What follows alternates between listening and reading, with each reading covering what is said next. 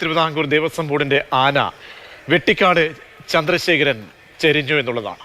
ചെങ്ങന്നൂർ മഹാദേവ ക്ഷേത്രത്തിലെ ഉത്സവത്തിന് എത്തിച്ച കൊമ്പൻ അവശ നിലയിൽ ആയിരുന്നു. രഘുനാഥ് നാരായണനുണ്ട് വിവരങ്ങൾ പങ്കുവയ്ക്കാൻ. രഘു, അത്യന്തം ദുഃഖകരമായ വാർത്തയാണ്. നേരത്തെ അവശ നിലയിലായിരുന്നു, രക്ഷപ്പെടുത്താൻ ഒരു മാർഗവും ഇല്ലാതെ പോയതാണോ? എന്താണ് വിവരങ്ങൾ ലഭിക്കുന്നത്?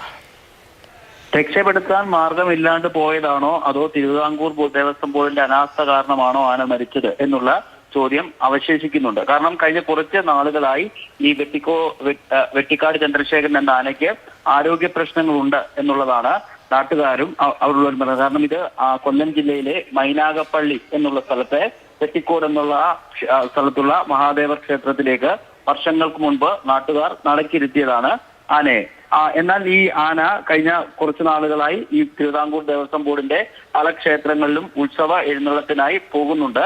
ഈ മൃഗസ്നേഹികൾ പറയുന്നത് കഴിഞ്ഞ കുറച്ച് ദിവസങ്ങളായി തന്നെ ഈ ആന പലയിടത്തും കുഴഞ്ഞു വീണു. എന്നിട്ടും ഒരു വിശ്രമമോ അതിനു വേണ്ട ചികിത്സയോ ആനയ്ക്ക് നൽകിയിരുന്നില്ല. ഇന്ന് കഴിഞ്ഞ ദിവസമാണ് ചെങ്ങന്നൂർ മഹാദേവ ക്ഷേത്രത്തിലെ ഉത്സവത്തിനായി ആനയെ അവിടെ എത്തിച്ചത്. ഇന്ന് ശീവേലിക്കായി രാവിലെ എഴുന്നള്ളിക്കാനായി ചന്ദ്രശേഖരന്റെ അടുത്ത് പാപ്പാന്മാർ പോയപ്പോൾ ആനയ്ക്ക് ഒരു രീതിയിലും എഴുന്നേക്കാൻ കഴിഞ്ഞിരുന്നില്ല. പിന്നീട് കപ്പിയും കയറും ഉപയോഗിച്ച് ആനയെ പൊക്കാൻ വേണ്ടി ശ്രമിച്ചെങ്കിലും അതും വിജയിച്ചില്ല.